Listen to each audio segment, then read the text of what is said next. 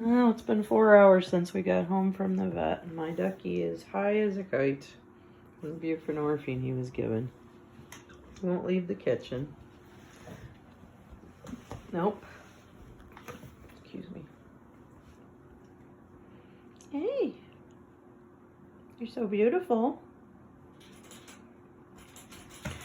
I need you to start pooping, honey.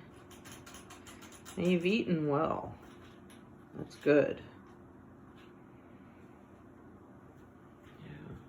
Fortunately, he has eaten well. I've given him the soft food, especially for sensitive stomach for cats, and he ate it well.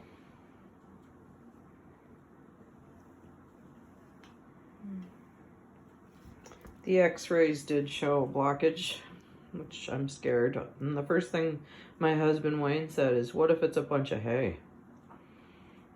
And it just won't go through. And I thought, oh, gee, no.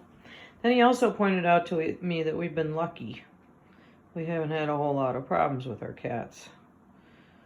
Most of the terrible problems have been with the guinea pigs.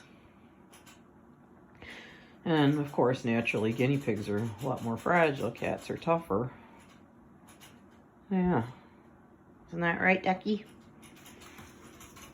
Say, I never felt this good in a long time. I'm on some really good painkiller, huh? Yeah. Right? Yeah.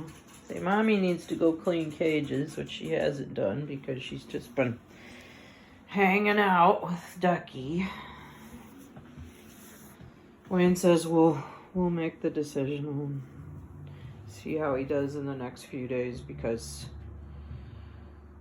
you know,